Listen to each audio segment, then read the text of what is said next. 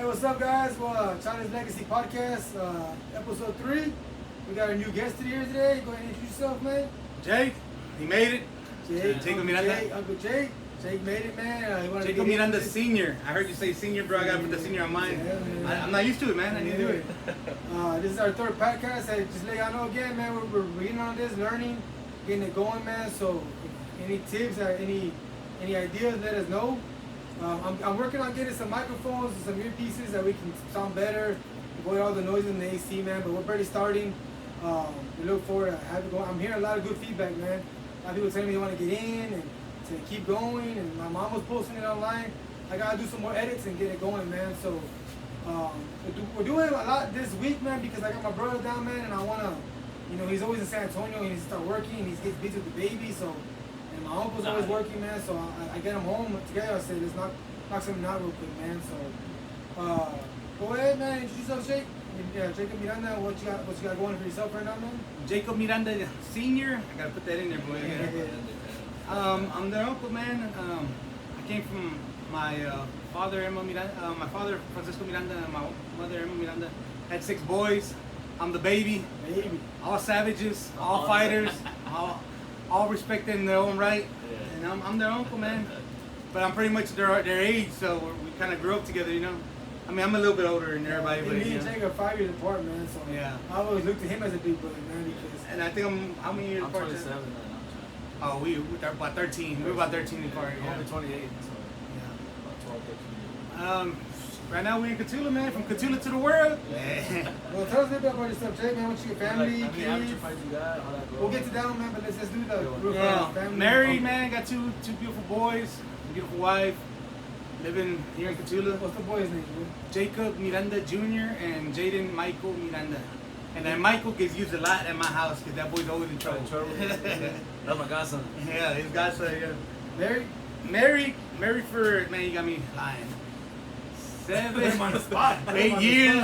8 years. We'll edit this later on, man. Yeah. 15 to 22, 7 years, boy, 7 years. And just hit that 40. Well, now I'm about to hit that 41, so living that grown man life. Still working out with these boys. You can tell all the sweat and everything, but gotta stay active, boy. Try to get them pounds down. Before we start asking Jacob questions, we got a couple questions, man, because I say he's got to work, man. This guy drives out of town, and, he's always on the road, man. I don't want to be out here too late, man. So we're not going to make it too long. But let me introduce myself towards Jacob, because, y'all know who I am.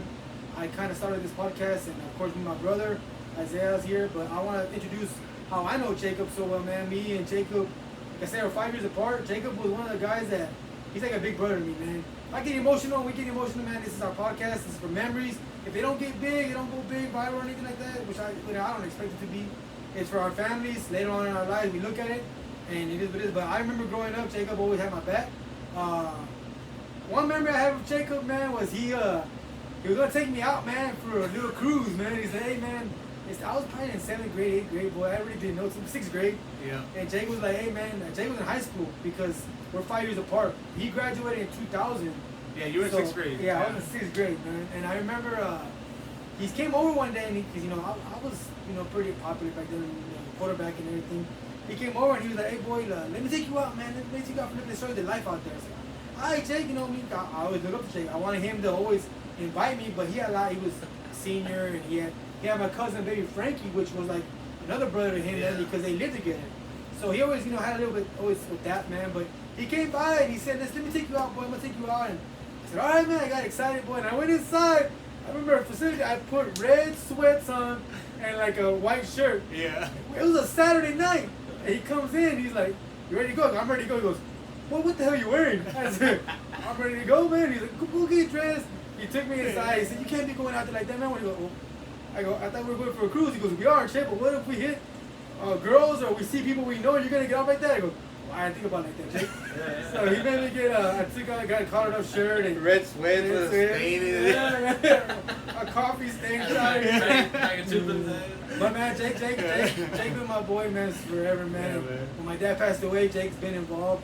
I love all my uncles, man, but I gotta give credit where credit's due and take my hat off to this, man, because when my dad died, he never left our side. He's got his family, but he always made sure that we're always invited to his house. You know, he's always got our back. Our kids. I mean, his wife is watching my son right now. You know what I'm saying? So it's just I trust her. I was scared, but you know, it's a beautiful thing to have someone like that. He's the true definition of an uncle, which I know he'll be to my kids one day, and it's something like that. We never want to. We never want to like be you're distant. You never.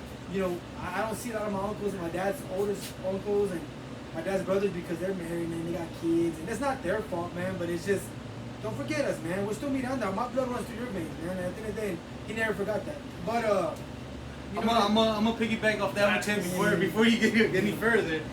So that we did that one time, and then I started taking him out a little bit more. And I remember, I think I was in college, man. I came back down one time. He was already in varsity. He was already playing ball and everything. And I took him. He was 18. He had just turned 18.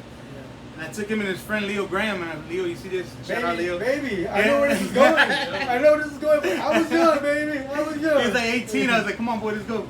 He said, where we going? I said, just get dressed. We're going out. I'm going, don't tell your mom or your dad.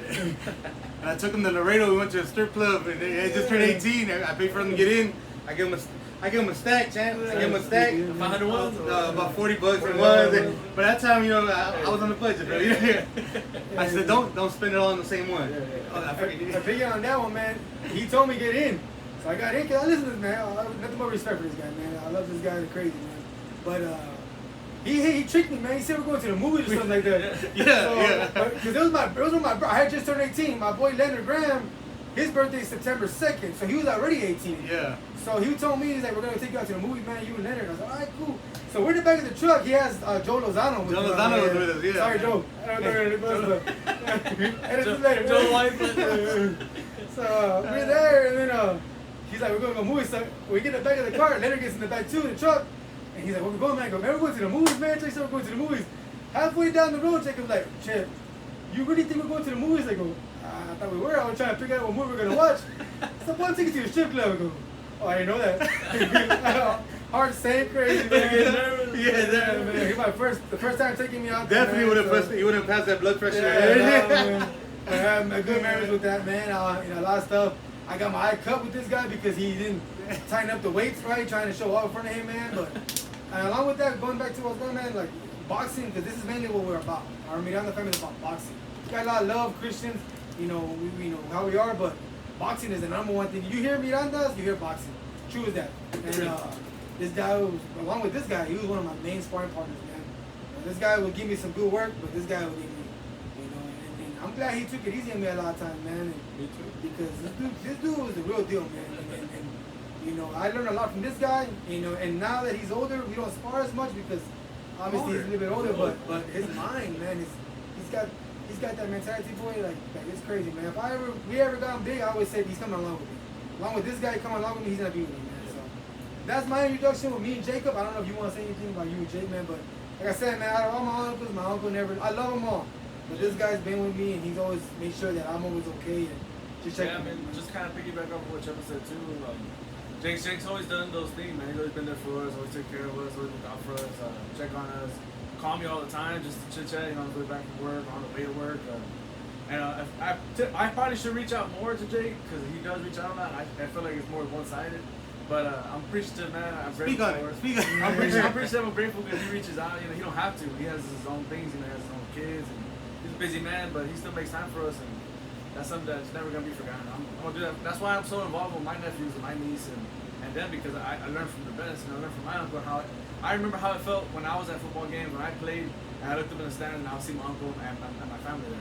For me, it was a big thing. It's something that stuck with me. So that's why I want to do the same things for my nephews and my niece because it does make a factor, man. They remember those things growing up. So. I made every game, bro. I made every game. I think he missed one fight, and he was pissed. I never forgave him. I remember he was at almost every fight, man, cheering me on. And even when I thought I was losing, man, this dude has a lot of confidence in us. And I mean, that's the definition of an uncle, like I said, man, because what an uncle does is encourages you, pushes you. You know, this dude wanted me to fight Earl Spence coming off a 2-year layoff, but he had confidence in me. Oh, he was good. We had that. We had Spence lined up. We had Maurice Hooker lined up. You know, I took Caesar. I wanted my revenge. Chip was an athlete, man. So he was an athlete. He was an athlete and everything, and he had good athleticism. So, but he lacked in boxing ability from starting off late. He make it up with athleticism, man. So he can work and he can do stuff. And picked up stuff real quick, man. So yeah, the most confidence. Why not, man? I was training for the first time. My brother passed away, and I started training him because he wanted to fight still, and we love the sport. And let's go, man. Let's get it. Let's go, man. Both these guys too. For the record, they both worked in my corner too. So man, I YouTube my way to greatness, and I remember all the stuff they taught me as a kid, and then I would watch a lot of Freddie Roach, man. I would watch a lot of boxing trainers at the time. Robert Garcia's Academy would come out, and I would watch them, and I would watch all kinds of just for different stuff to work with. Yeah. Plus, when we would go to San Antonio and when Chale, he told you he'd work with a lot of guys that fight on TV right now and do all kinds of stuff, man. And we would go work with them, see how they work, and then spar with them and talk to them, get stuff, and just pick up, man. He would always take us to our events too, man, because he knew Miranda, because he knew a lot of people, man. So, but we don't want to take too much time, Jake. I know you gotta get out. I'm good, Chale. I'm good. I'm here. Let's get into you, Jake, man, and maybe I'll feedback, and if you need anything, sure, man. So, I got a couple questions, not too much, man, but I got a couple questions for you, man. So, how did you get involved in boxing, Jake? What made you get involved in boxing, and how did you begin it, man? How did you begin, and who did you begin it with? Man, I got involved because, well, growing up, like I said, I have 5 brothers, man. I was the baby of them. I'm 13 years apart from my brother Victor, which is the closest one to me, and then my brother Charlie was like 16 years from me. So, growing up, man, I was a baby with them. I remember I have memories, man, when I was like 5, 6 years old, and we were traveling, and we used to have a red, white bus. Van. It felt like a bus, bro. And had a bed in the back, man. And we would take that, and we would travel all over the state of Texas, because at that time in the 85, 84, 85, 83, 84, 85, 86 is what I remember more, because I was getting to a little bit of older age. And I think I was 6. No, I was 5 years old. I was 5 years old in 86. I was 4 years old in 85. I think that video you have on YouTube is 85, right? Yeah, 85. And I remember that vividly as a kid, man, and those were early memories, man. We were at it used to be the Hemisphere Arena in San Antonio. They tore it down. And that's where they used to have the championship fights of the gloves. And it was a big thing, man. They had 2 rings in there, and it was, just the big tournaments, man. National tournament, or no, it was a regional tournament. Then you go from there, you go to the Fort Worth or Dallas, and if you win there, then you go to a lot of Missouri or Kansas City or other places for nationals. My brothers won nationals. Walla won nationals I think twice, and one time in Minnesota. Chale won nationals I think here, and then he won state championships. Victor went to state a couple of times, and I would just see them, man. My dad would work their corner. We used to have a little place they gave us, man. We were poor when we were growing up, man. So they would give us a place right here when you come down to Gulf Street. And you make that turn, where they have all them signs and stuff. That's where the gym used to be at. Okay. And it was just it was like an old shopping store that I don't remember their names, but Ralphie's grandparents, I forget their names. Ramon Sanchez owned. Oh yeah. And he gave it to my dad for them to work out there. So we had mirrors. Shout out to Ralphie. Yeah, shout out to Ralphie and Raymond Sanchez Sr. And so we had mirrors in there, punching bags, jump ropes, and then we roped off a ring just with rope, and that's how they would spar. And it was just Chale, Walla, Victor, my brothers, and then local people from Cotula, man. And they trained each other, and they would spar with each other, and that's how they became champion or Golden Glove champions and real respected throughout the state. So my dad didn't really. We were poor, man. We had that. We could make benefits and plate sales or whatever. Make money to travel to Lubbock, travel to all these places to go fight. And these guys would always win, man. So it was worth it for them to go out there. They have wins over all kinds of. They have wins over Hall of Famers in Laredo right now. Calizales brothers. They have wins over them. They have wins over all kinds of people that made it big, man. Paul Banky. Steve Cruz was a champion over there. What's that boy from Fort Worth? I forget his name. I'll come back to him. I'm pretty good with names. But they have wins over everybody, man, and they were real good, man. So when they would come to town for the fights, people would be like, man, the Miranda brothers are here, man. And they were following each other in each division, from 119 bantamweight to 122 to 126, and then they just kept going up to 132, 122, 126, and they kept going up. And there was 3 brothers, and they were pretty much 3 years apart, man. So they were just tearing it up, man, winning stuff like that. Walla started it off. Chale and them came afterwards with Victor. Candido had a lot of fights, and Candido won some tournaments too. And Frankie's the only one that had one fight. 1-0, baby. Stayed undefeated. 1-0. At a heavyweight, and that's all he needed to know he was good, you know? If you ask him to this day, he'd tell you him and Mayweather have something in common. Yeah. That's all he has to say. Undefeated. Undefeated. Going along with this check, man, I want to, like he's talking, man, I want to get you know, like I said, eventually, man, got to get everything going, the earpieces, you know. Me and my brother were talking about this, and we say, let's do it, you know. Mm-hmm. We just decided to do it, man. I hope this is entertaining to you guys. I hope you guys are enjoying it. But I would like to get my uncle Walla involved, man. He fought what's that guy, the drug investor? Manuel Augustus. Man. He fought Juan Lapuerte. He fought Chiquinito Hernandez. He pretty much on started the boxing. top rank promotional deal. Whoever won got signed with Tom Brady, and Walla lost the decision. But from there, Chiquinito went out to become a world champion, man, and Walla went to fight for another. I think it was the NBA for regional title. He pretty much started his whole boxing stuff in our family, man. I mean, I know it should be probably called Miranda's Boxing Legacy podcast or Legacy or something like that, but we call it Chale's Legacy, man, because we're the only 2 in the family that really kept it going, man. You know, and my dad was Charlie, so. But Walla really started it in my family, man. Walla was a beast. You know, I heard a lot of things about it. I take my hat off to that man, because my dad followed him. You know what I'm saying? But Walla went to the Olympic box off in Colorado. He fought with Tyson was fighting in 84, no, 86, I think it was in Colorado. I didn't know that. Yeah, he went and fought over there. Tyson was there. Who was the other? I think Purnell was there, and there were some other people that were all in the box off. He went and he lost in the second round of the box off. 2 more fights, he would have been an Olympic team, man. You know what I'm saying? Like, hey, Walla was the real deal, man. And people, he had an engine. He had good combinations and defense. He would cut angles too, man. Real good fighter. So that's how I got introduced to the sport, man. Growing up with it, we would always be traveling to boxing, so I would see. And these guys tell me, my brothers tell me stories of when they had their pro fights, and I was still a kid. I would get in the ring after their fights, and I would shadow box for the people to put on the show, and they would throw me money and shit on stage, man, and I would collect some money after everything was done, after when they were interviewing Walla on the ground and shit, cause he'd get out the ring, and then my mom or my dad would put me on the ring, and I'll be in there shadow boxing Sugar Ray and Camacho, and doing all kinds of stuff, and you know, working the ring, working the hip movement and stuff like that. I already know too much about that, but that's awesome.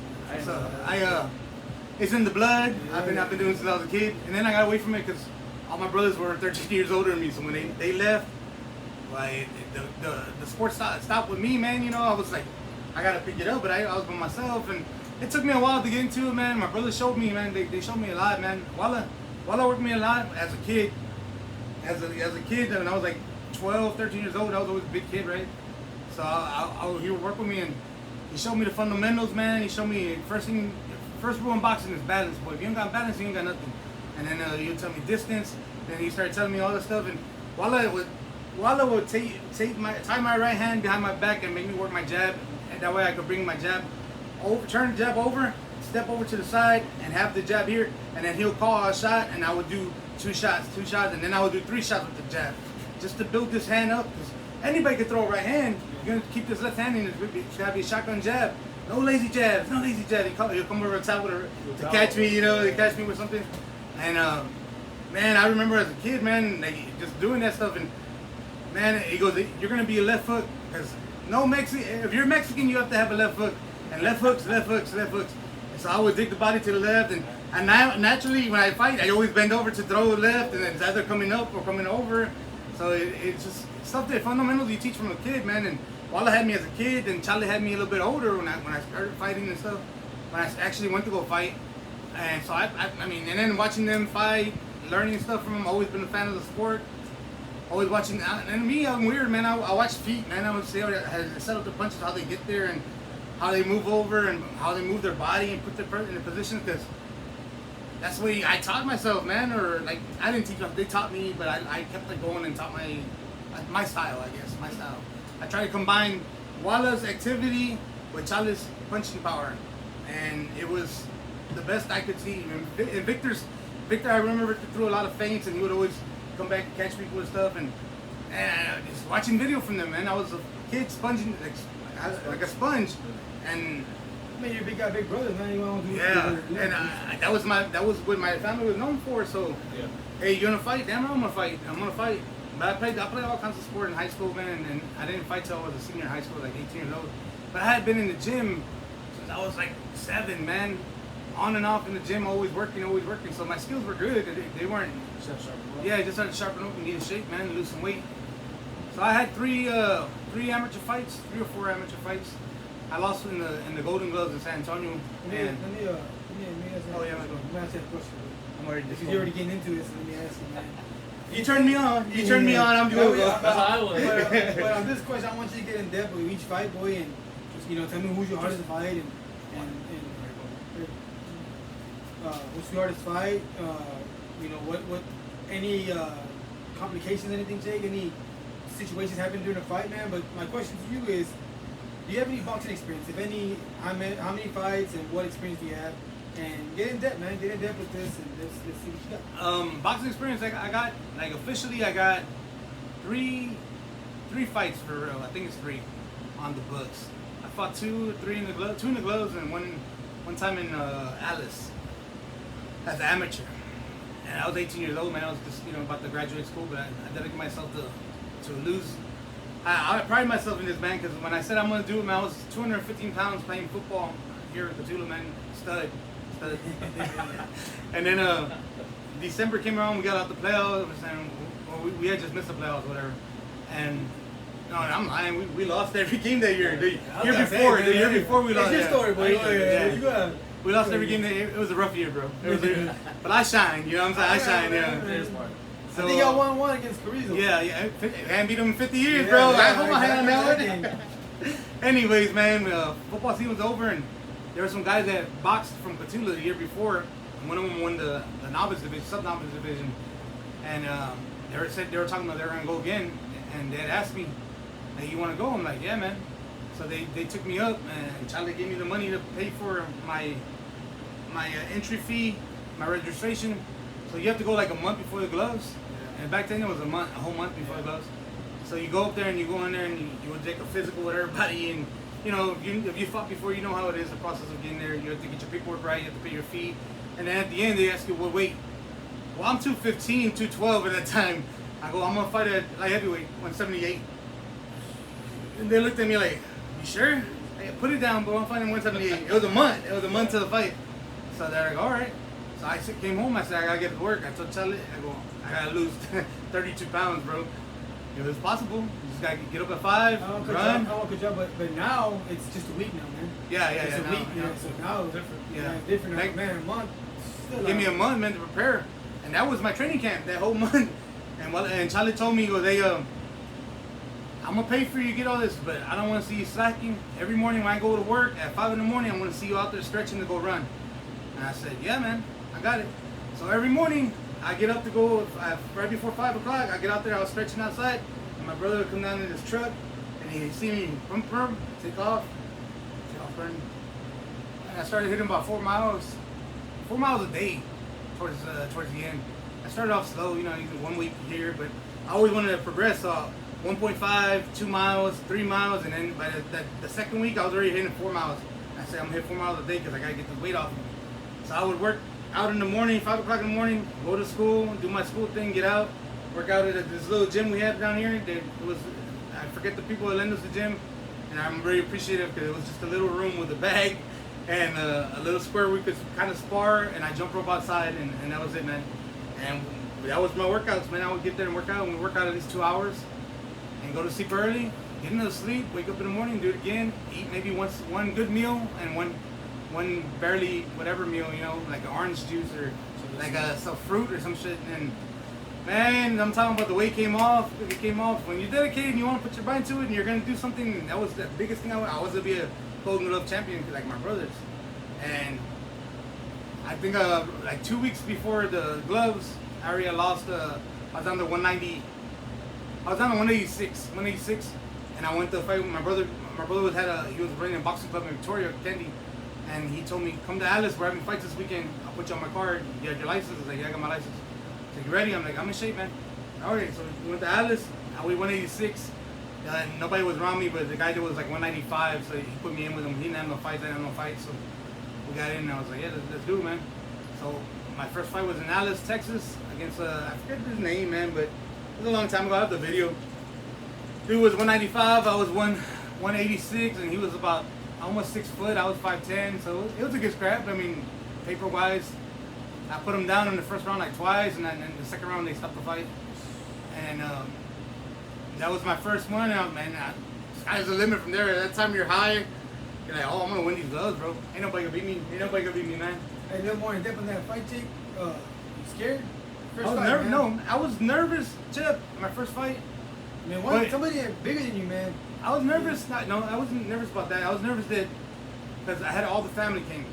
Like when we go fight, all the family comes, Yep. and it's gonna be a good showing. They So got shirts, everything. they all came, and I was there, and I was like, I can't let these guys down, man. And you know, when people aren't working with you like every day, like my brothers weren't. I was pretty much training myself, but Chale would work to miss me when he had time off, and it was hard for them to train me, man. So you know. Nothing. They're like when nobody's working with you, they're kind of worried that you're not in shape. You know what I'm saying? I go to with all the kids in the gym when we're training them. But I was like, I'm in shape, bro. I'm in shape. I've been throwing combinations. I'm working body shots. I'm working this and that. And they're like, all right. So they're like, well, I mean, that's what you're gonna tell. That when you go fight, you're gonna tell how good a position you are. So I come out and I get my distance and I start pumping my jab and I'm seeing how fast he is, what his reaction is, and I'm a little bit quicker than him. And start.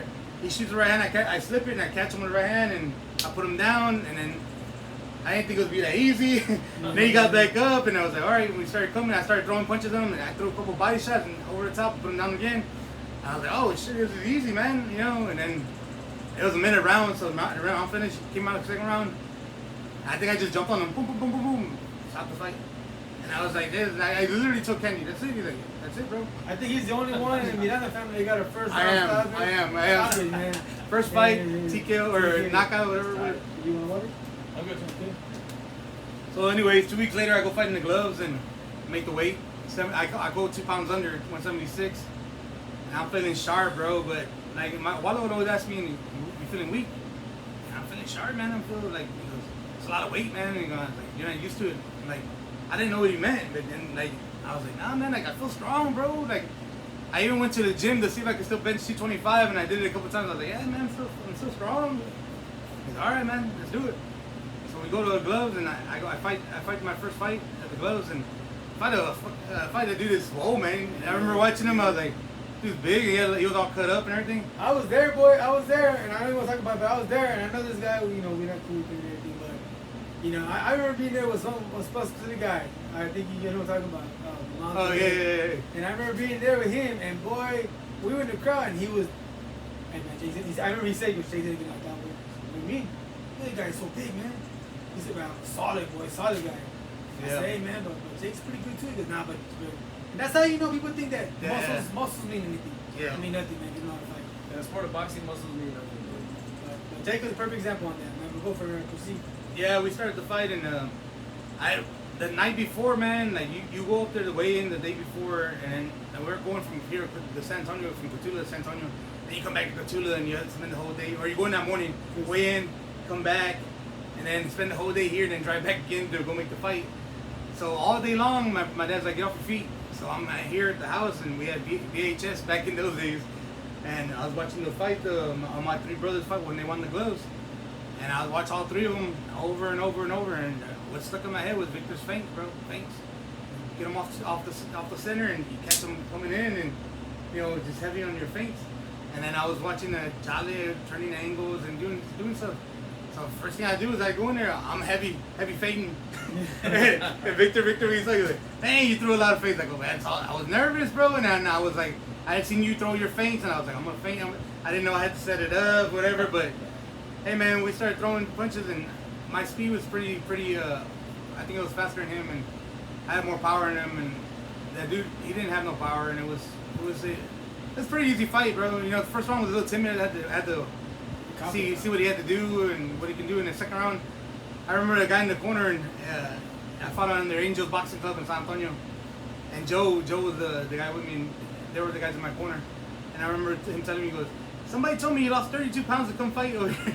I said, yeah, man, 32 pounds. He's like, you lost that first round, man. You better pick it up for that if you could put that down. I go, yeah, I know, I got it.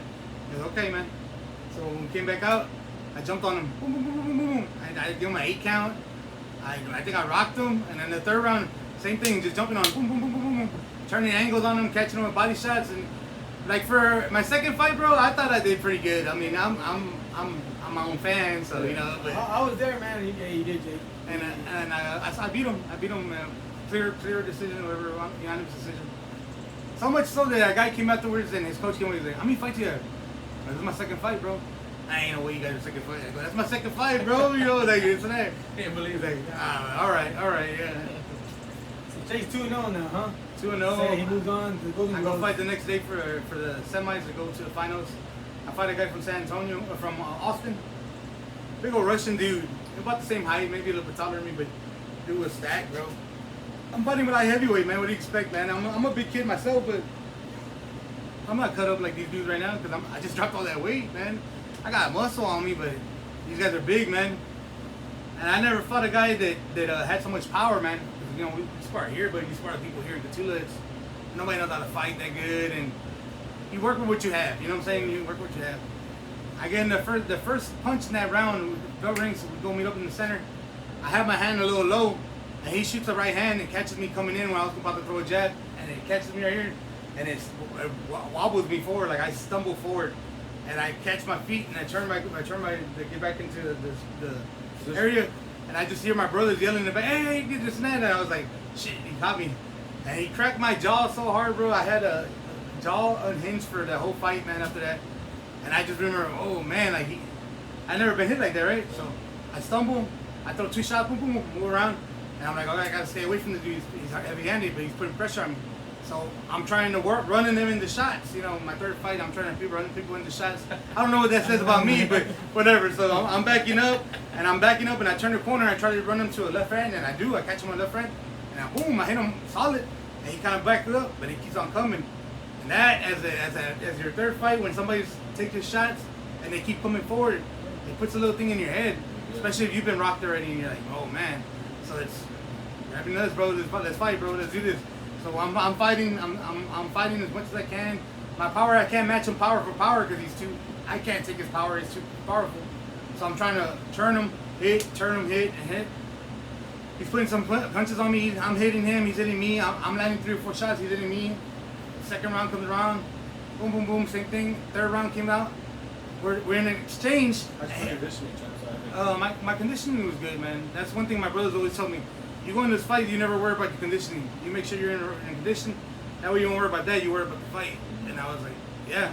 So my condition was always good, That's one thing Isaiah talked about the previous podcast in episode 2. It's probably gonna be on YouTube if you want to check it out. But he talked about boxing. Our dad would always tell him, you need to be in condition. You ain't in condition, you ain't gonna win. And that's a perfect example, man. That's his brother right here. Yeah, some people you never want to worry about conditioning. If you're worrying about conditioning in a fight, you didn't train right, and it's gonna mess you up, and you're gonna lose that fight. So we're rocking, we're going back and forth. It's pretty even, man. Like I might be 1 round me, 1 round him at that time, and then the third round comes, and we're in exchange, and he hits me with a double hook, boom, boom. Nobody ever hit me with a double hook on the third fight. And I'm throwing the right hand when he's throwing the hook to here. He's throwing here, I throw a right hand, and he hits me up here, and it throws me off balance. So they give me an 8 count, man. And that embarrasses me, man, because I'm like, I wasn't hurt. He didn't hit me, like rock me, hit me on the side. But he gave me an 8 count now, and it didn't look right. Now everybody think I'm hurt. So next, in my head, I gotta get it back. He lets me back in, boom, boom, boom, catch him with 2 or 3 shots, and try to move around and try to hit him. And I'm already at a disadvantage, man. I'm trying to win the fight back, and I can. And he beat me by that little 8 count, and he made it to the finals, and I did it, man, and shot me down my dream. You were with somebody though, Jake. Yeah. There was another guy from Catula, Albert Garcia. We were training together, and Albert's crazy, man. I told him this. I'll tell him that too. You're crazy, bro, because I had been training for a whole month. Albert showed up like maybe a week and a half, 2 weeks out from the gloves, and got onto the gloves, and went to go fight with me. Fought a guy the first night I fought, and the guy he fought was, they were about the same build, and probably in the same condition too, bro, because they weren't in really in good condition. And Albert beat him, man, and he beat him up by decision, and he got a bye straight to the championship. So we already knew Albert was in the championship. I was gonna fight in the semifinals against this Russian dude. Whoever wins is gonna go fight Albert in the championship. So me and Albert, we had trained together and we had been sparring together. So we already talked about it. Hey, bro, we're getting the championship. We're getting the championship. You know, stable mates, man. We're gonna do what we do. Ain't no friends. I wanted to get there, man. And I like Albert, man. He's cool, but I was gonna get that. I was gonna get that title at that time. Albert, you watching this? Yeah. Yo, this guy had bad attention. Yeah, I had bad attention, bro. No friends in the Yeah. That was my destiny, bro, and I ended up losing, man. And he goes to fight Albert, and I get, stable mate. I stay in the gym, and I hope Albert that whole week, man, or the whole 3 days later, because we fought like on a Wednesday, and they fought on Saturday, or Friday, or something like that. So I'm sparring with Albert here and telling him what he does. Hey, bro, you gotta be ready. He's in shape. He has good power, bro. So you understand? I'm working with Mir, and he goes to fights, and he gets. I don't want to say what round it was, but he gets stopped. And I think it was second round or whatever it was. And that guy went to the Golden Gloves. And if he's around, I need my get back, bro. So, forget your name, but you know. Hey, Jake, question, man. Gloves, like, what'd you fight on? Sub-novice, novice, open? I fought in I fought in Victoria. I couldn't fight sub-novice. So I had to fight novice. So you fought novice with the very minimum experience, right? Yeah, yeah. That's what I'm saying, man. These guys, I wanted to fight open, but they wouldn't let me fight open. Yeah. I told Chale, I go, hey, how do I go to state there? You have to fight open. I go, I want to fight open there. They won't let you fight open. You won't have enough fights. I go, put me in open, man. I want to fight open because I'm gonna win these gloves. I'm gonna win the real gloves. I don't want to win the, But the thing is, that, like, you might have had one fight, and let's just say the guy might have 9 fights. yeah, because it was It's one. from 1 to 10, one to right? 10, yeah. That thing, man, like, it's crazy, man. I take my hat off to you, Jake. Yeah. A lot of time you did it yourself, bro. So that was my boxing career right there, man. I won 2, I lost 1. And I always wanted to come back, but I never did, man. Life gets in the way. Any regrets? Anything that you want to say about boxing before we move on to the last subject? Regrets? I was saying earlier. I regret, man, because when we got the gym here open, like the first time we started opening the gym again, I think I was like 35 or whatever it was around that time. No, I might have been a little bit younger than that. Ain't nothing wrong with that. Yeah. And I got some sparring in here with one of the champions that I took to Laredo, and he's a big boy, man, and I worked with him that day, and I got pretty good that day, and I hadn't worked with nobody in a while, and these guys are telling me, hey, man, you look sharp, man, you should probably make a comeback. I should have made a comeback right then and there, man. But I procrastinated and never did it, man, and I should have came back just to see what I had, bro. Because I knew I could still fight. I had pretty good speed, decent power, and just to give it a shot, bro. I mean, at least a local card in San Antonio or something, man, and see what happened there. But I never did, man, and that's the regret I have. I should have came back, man. It's never too late. I mean, I know you're up there in age, Jake, and you still got the power, though, man. I mean, you ain't sparring forever, boy, but you're always gonna have that skills, and you're always gonna have, like, my dad would always tell me, I spar with my dad a lot too. My dad always tell me, you're always gonna stay with this, man. This thing's always.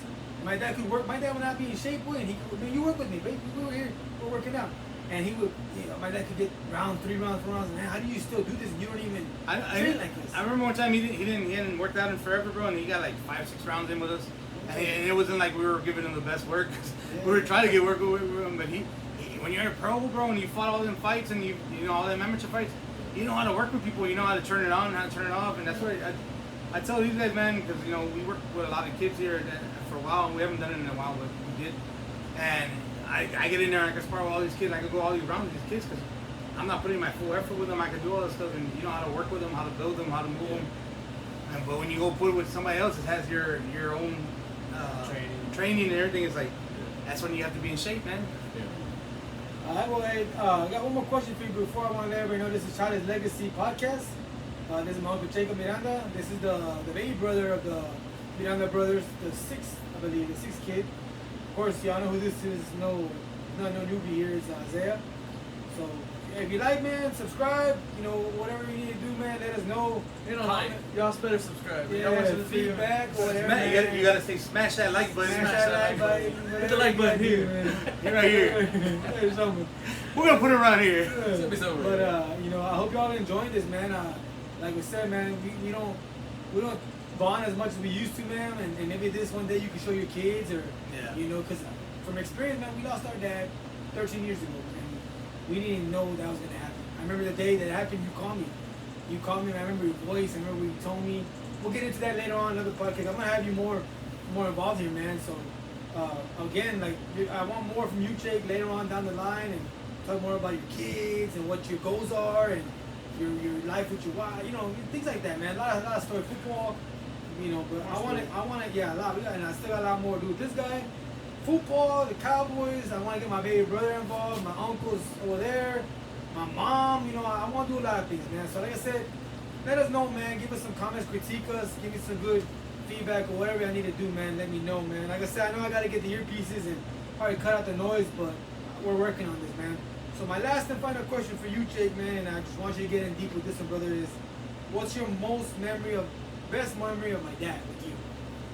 Man, that's rough. The one that sticks out to you, brother. When you think about my dad, what's the memory that says how you have it on? Man, I got so many, man. I got 5 brothers, man. I memories with all of them, just specifically with Chale, like, man, I don't know, man. Chale, I was real close with Chale, man. I'm real close with all my brothers, but you know, you build special bonds with everybody, and with Chale, I had a real special bond, man. It really hurt when he passed, man.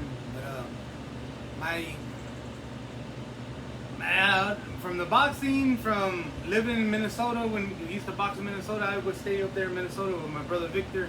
But I was always with Chale, and we would be taking me to the Mall of America when he fought in Rochester, New York, Rochester, Minnesota, right next to the Mall of America. We went down there, and man, to give me my first beer when I was with him, you know, like he was my brother, man. Like he did brother things. He treated me like like I was his brother, not his like son. You know what I mean? Like, because all of them are all older than me.